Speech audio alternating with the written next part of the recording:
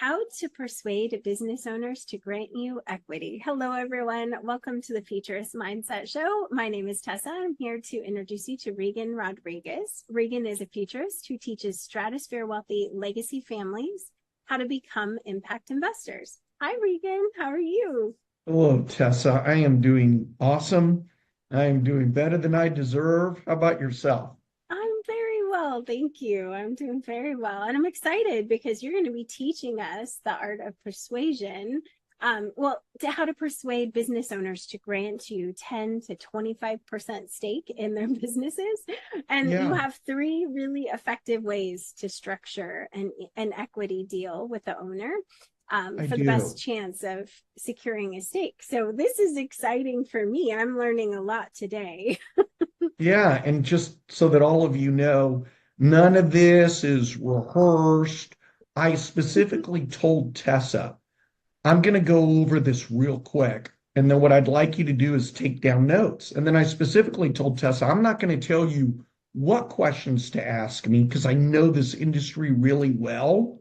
So whatever it is that jumps out at you or whatever that you feel maybe I didn't explain really clearly, others may feel the same way. So I said, just be yourself and just take notes on whatever jumps out, and then I'll go back to that. Beautiful. Okay, Perfect. makes sense. Thank you. So And if you do have a question and want to ask, you can in the chat in YouTube. So feel free if you have a question to let us know so that we can help get answers for you. yeah, thank you for adding that, Tessa. You're right. So how would you present this to them, right? What you are presenting is a fix to a problem, right? Or yeah, it might either be a problem they have or an enhancement to their business in exchange for equity, and you're going to get consulting fees as well. So what you're saying is that I am so good at my job, I'm putting my money where my mouth is, and I'll become an equity partner in your business. So the best way to do this is look at your own experience, Tessa, in your own career or your own business. For example, somebody might say, well, I work in finance, or you might be a bookkeeper, or you're really good at sales or marketing, or like you, Tessa, funnels, or building websites. Or maybe you might help companies negotiate contracts for suppliers or offering some kind of cost segregation. Now, that sounds very, write that one down. I'll go Okay. into that later because that sounds like, oh, cost segregation. I don't know about that. Anybody can do that. So you want to find where are the strengths and the weaknesses within the business. Here's where you are now. Your business is worth, let's say, 500,000. But if you just did these simple things, you can then triple the value. Now let me stop there so that people say triple the value. It sounds too good to be true. I didn't say I'm going to triple your revenue. I didn't say your net income. I'm saying the valuation of your business. Mm-hmm. Example, I've got this in front of me. I years ago got certified in doing valuations. And the gentleman that I learned from wrote this book, John Warlow, and it's called The Automatic Customer. And what he realized was he knew about valuations. He was a background as a CPA, as a CFO. And he then said, why is it that there are some businesses that get, most businesses will get three. If you're lucky, you get four times multiples, right? So if you're netting 250, that person would like to walk away with 1 million and then be retired. Well, it doesn't always work that way. So then when people will say, how is it that Amazon was getting like a 10, 12 evaluation, or some people have 18? Well, because they have a subscription model. Mm-hmm. So do you understand what I mean by Yes. that, right, Yes. Tessa? Because you've Mm-hmm. got a subscription model, so that raises the value of the business. I was looking at Absolutely. this, it's been a Monthly while. recurring revenue. And yes. Yeah, very well said, Tessa. This was right on my bookshelf. I just grabbed it and I was looking at this. The last time I got this book, was on my way to Canada. Oh, nice. Here he gives different scenarios of subscription. So he's got one called the membership model, talks about Harley Davidson Oh, and how even if nobody bought a Harley, right? It talks about like during the recession time, there is this thing called the club, Harley Davidson Club or whatever, and people pay a membership every year and they get discounts on like the paraphernalia. Talks about a private club model, a front of the line model, meaning maybe a beauty salon could say you pay a membership, and if you walk in, we'll do your hair before somebody else's. Or maybe a better model example of that is a car place that's getting repaired. If somebody says, I just want to get my oil changed, but they're on a subscription model, they can walk in and they front of the line model. This one says surprise box model. You can guess what that is. They might be gifts or something, right? The peace of mind model. You can think of what that is even with that. So here's my point.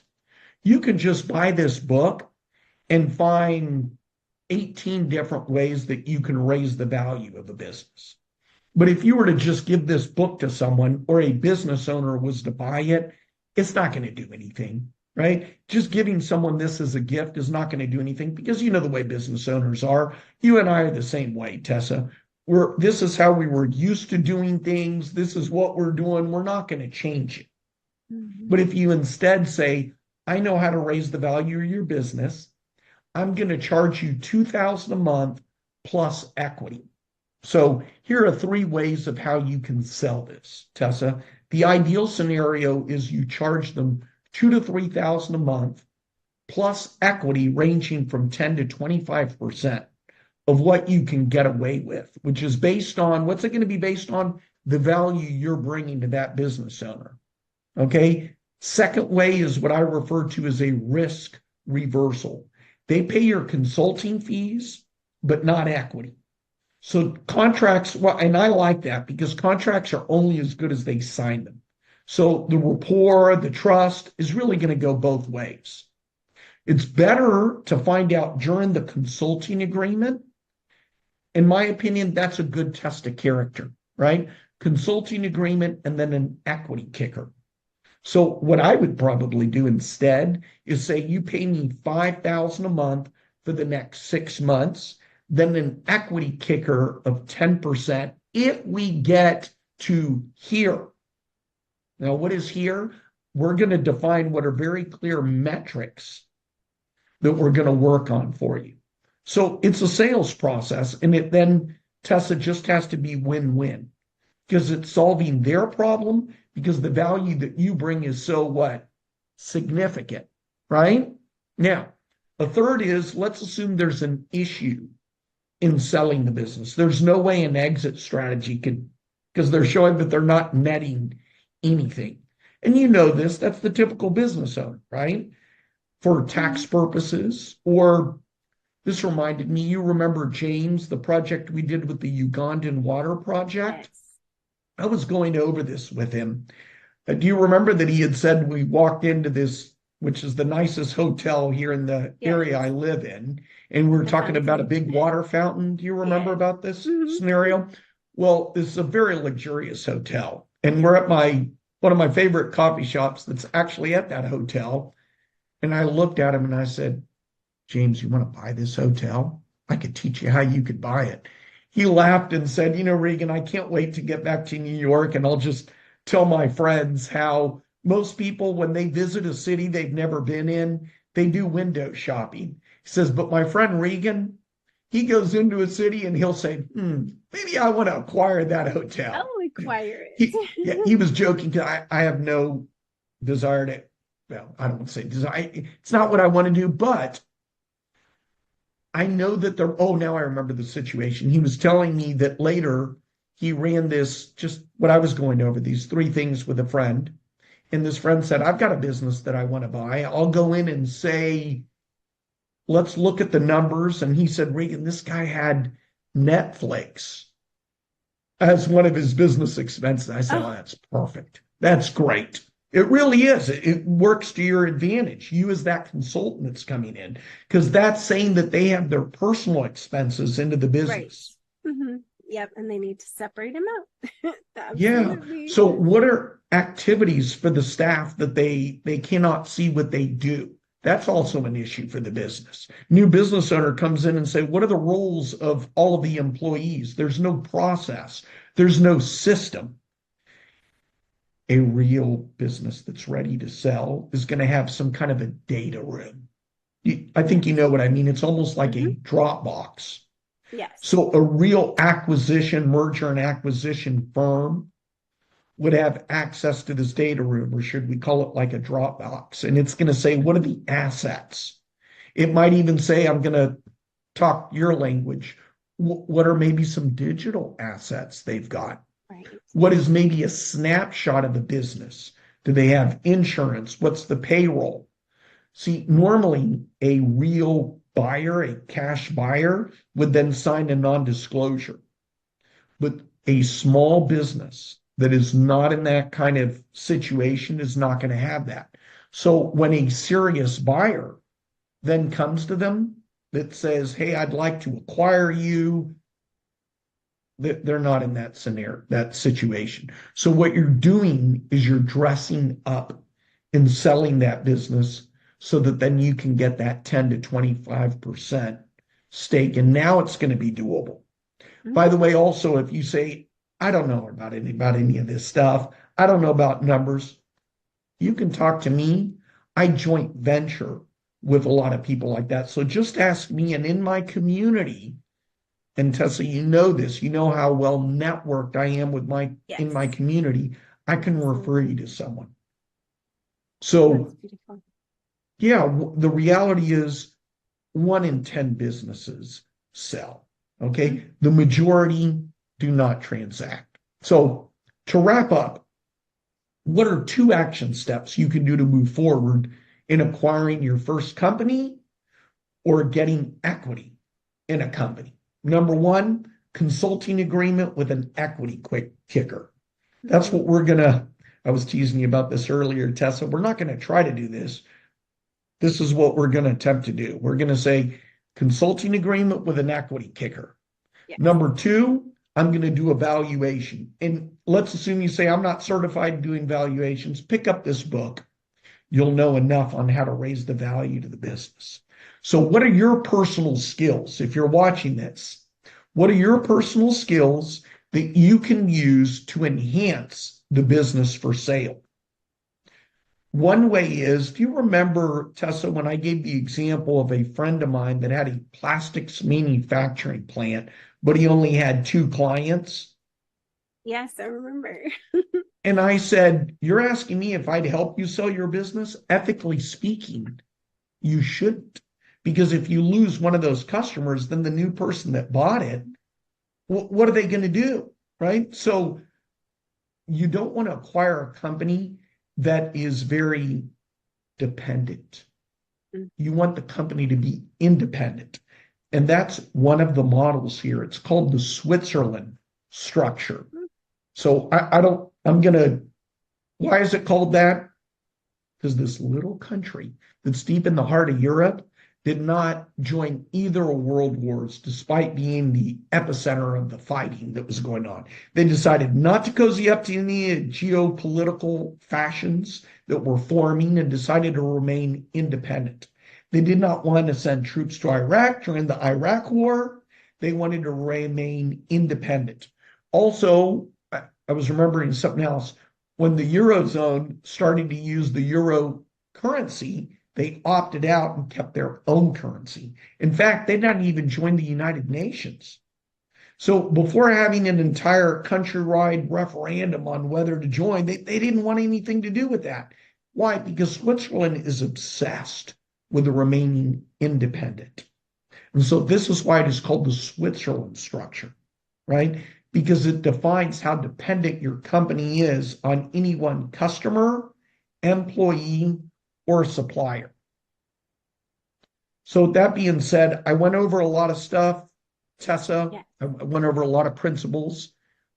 What's jumped out at your mind? What do you think the average person is going to be like? What did he mean by that? And I can maybe Well, say it actually, I a think you little did a great differently. job explaining everything. The only thing that I wrote down, I mean, you did mention cost segregation, so we're going to come back to that and just talk about that for a second. Yeah. But I also, when you were talking about the different options, you mentioned the equity kicker. So, a consultation or a risk reversal plus equity kicker. What would be a typical equity kicker in that situation? I know you kind of played with some numbers. It's dependent. Right. So ideal would be you'd come in and you'd say 2,000 a month, and let's assume you went for and 25% equity. Because like, wow, you're asking for a lot. Or let's assume the business has real estate and it really could be worth several millions, and or let's say 2 million. The guy's like, you want 25%? Oh, and you want me to pay? Well, I mean, with so it's a what you're going negotiation. so you'd say, oh, okay, fine. I have another scenario. 5,000 a month, and let's do over the next 6 months.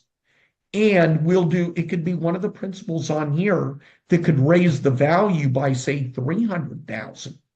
So the guy's like, I don't mind paying you 25,000, right? 5,000 for 6 months. And then we'll sit down and discuss whether we'll add that to the contract. Now, my attitude would be, and I know other people that work with me don't have this philosophy, but mine would be, I'd rather take 5,000 a month for the next 6 months.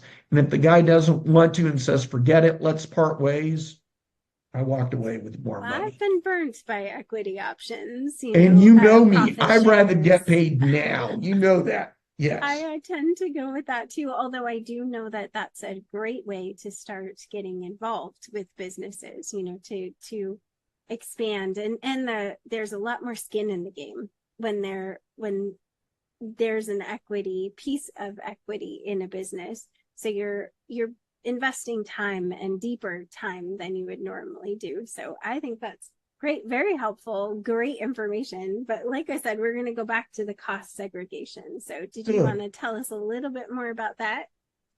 Yeah, let's assume the only skill you have is you'd say, gosh, I worked at XYZ company in sales, or I worked at this company in sales and they laid me off. I don't know about numbers. I don't like numbers. I don't know what a thing of valuation. I don't know about any of this stuff. Well, we talked about the Switzerland structure. You could help add in more customers for that person. So a perfect example, when this gentleman that I'm friends with is a good guy, Rick is his name, that said, I have 2 customers. One of them is 70% of my business and the second one's 30%. And I said, and Rick, what happens if you lose the one of the 70%? Now the guy that acquired the company is kind of screwed. So the value of the business can go way up if now you have 10 customers. So you get a guy like that owns a plastic manufacturing plant that's too busy, clearly, to get new customers. And someone comes in and says, look, I'm a former salesperson at XYZ company. I've got relationships with this many companies. Let me go in and see what I can do.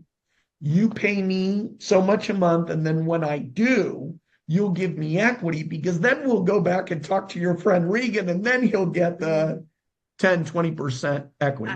But the question was, it got into cost segregation. So perfect example, 2 Saturdays ago, I met somebody that was just like a bean counter with this big company, and they laid him off. And he said to me, I don't know anything about anything, and I don't know what I'm going to do. And well, look, you just said you're a bookworm and you're a bean counter. Pick up that. I didn't tell him this, but I would know, pick up this book. What I did tell him is, since you said that all you're good at is numbers, go into a business and look to see, do they have, speaking of automatic subscriptions, do they have subscriptions that they don't use? Do they have all the things that busy business owner doesn't have time to do? You go in and then say, look, I wrote down a number of things that we could do to work on your bottom line. Well, I don't have time to then call them and negotiate with those people. I will. Because again, he Right? doesn't have anything he's doing. He's laid off, right? Yes. So that now, if somebody would say, "Well, I don't know about numbers. I'm not a numbers guy." You have a cell phone. Most cell phones have calculators. Pull out your calculator. It's as simple as that. Just a quick spreadsheet and say, "Here's some. Let me get on the phone and negotiate with those people to get you lower pricing or talk with other people." And that guy would say, "Gosh, in 1 month, you've saved me 5,000. And I was questioning paying you 2,000 a month. Wow, and then what you're going to do is help me rate." So that's what you could do. Cost segregation sounds so professional, but it's really not. Right? I mean, it's not that difficult. You just could go in and say, present yourself that way. I You like gave it. me an idea based on your skill, but I want to wait and see what your questions are because maybe one of them Nope. may not be this, and then I'll bring it I up. think you got most of my questions. I mean, I think you were very clear today. So those were my two questions I for was you. clear today, unlike other days, No, Tess. you're always Come clear. on. You fell into I that. just didn't have very many questions. You're fine. You're fine. Here's the one I wanted to bring up. Let's pick you, your scenario. And you live, if I'm in a small town outside of Knoxville, correct? Yes. Hmm. Okay. So I mentioned that because there might be certain restaurants that you and Brian go to where you know the owner and you see him or her, correct? Hmm. Yes. Okay. Now, I don't know the answer to this question. Do you guys go into any little shops, whether they sell little knickknacks and things like this and little Yes. stuff, Yeah. or restaurants where you know the business owner? Give me an Yes. example. Pick Restaurants for something. sure. There's a Mexican restaurant that we know the owners of. Okay. Or I see them frequently. They come and say hi. And do they have a website? They do, but it's not great. Yes. Good. Perfect example. And so there isn't traffic that comes to the site or search engine No, not optimization where usually. people, but it's a great Mexican restaurant that you and Brian like to go to. Yes. I just gave you the idea. You could go I in know. there, and one day if he'd say, "Oh my gosh, I'm tired of working in the evenings, I'm tired of the weekends, I'd like to just Absolutely. sell," but it's probably not made to sell. Or you could do something as little as your expertise, which again, you're not going to do for free, right? So Right. you'd say, "Here's what I could," but again, don't offer it to this guy if it's not win-win. Hmm. So only if saying, "I only want to charge you if I know that we could raise the value by saying we've got customers, by maybe doing a subscription model, by maybe Right. doing anything like that that could raise the value." Hmm. And you'd I say like to it. them, "Now you're ready to sell."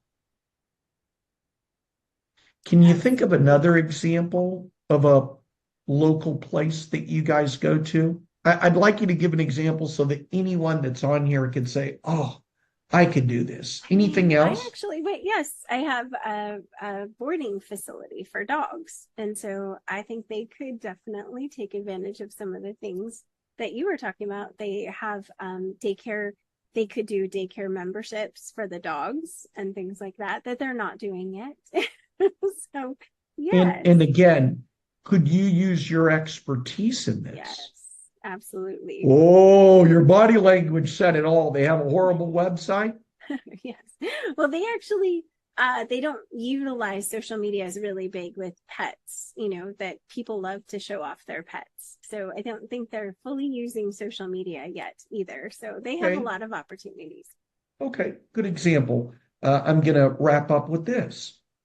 I mentioned to you at the beginning, right before we hit record, one of the things we do is I recommend whether I have a guest on here, it's just we do a little small talk about anything because it's kind of like a warm up, kind of like if you're going to work out, you just kind of work out the lips a little, right? And then we get Yes. started. And so I said, "You wouldn't believe this. I got this guy that connected with me on LinkedIn. He was very persistent. And he said, "Look, I've listened to a lot of the Futurist Mindset show. Could I just have 15 minutes, man? I just want your mentorship. I promise just a few questions. That's it." So he was pretty persistent, and I thought, okay. And what he's saying is he wants to be an entrepreneur. He mentioned to me he's 21, he's in college, and he's struggling with a new business he's kind of starting or something he wants to do on his own. So if I would have, and I didn't run any of this by him, okay? I listened to the guy and I said, look, just keep going. Okay. I understand that you might think, hey, nothing really seems to be going with my business, and it's almost been a year. And so I just said, look, the others are going to quit, just like you're wanting to do. I'm telling you not to. Keep going. That's the only thing that, so a person like this could say, how could I do this? I don't know anything about acquisitions. I don't know anything about cost segregation. I don't know about any of this stuff. And also, I can't go in and say, hey, I want to acquire your company. Well, yeah, you could in the same way that you could. You could go to that doggy daycare place and say, I don't know if you've ever thought of an exit strategy, but I'm actually networked with somebody that works with a lot of big money people. And they do give money to acquire companies. So you do, Tessa? Oh my gosh, that's awesome. How would it work? Well, they're going to want to kind of see the numbers. Oh gosh, I'd be embarrassed. Don't get me on the phone with this Reagan guy because they don't look good. That's okay. So see, this young kid that's 21 that may not know anything could do the same thing. It's as simple as saying, hey, here's a business where the business owner's frustrated, or maybe he's getting up there in his years and he's ready for an exit strategy. And this young kid at 21 years old, Philip is his name, he could come in and say, have you thought of an acquisition? Have you thought of an exit strategy? They'd see him at 21 and say, yeah, I'm networked with a former hedge fund manager, runs a company called Fifth Avenue Capital. I'm working closely with him and get in the door that way. So anybody can still do that because you're not painting yourself as the big shot. I don't paint myself as that either. It's that I'm networked with those people, but I have a few skills that I can give you. So I think that's it. Any other last thing before we wrap up? No, that's it. Thank you so much. This was You're quite welcome. very Yes. informative. If you haven't already, hit the bell so you can get notifications when we go live. And we are on Fridays at noon Eastern time. And we'll keep you all posted about new projects. And Regan gives us a wealth of information on every show. So thank you, Regan. We'll see you all next week. Bye, everyone.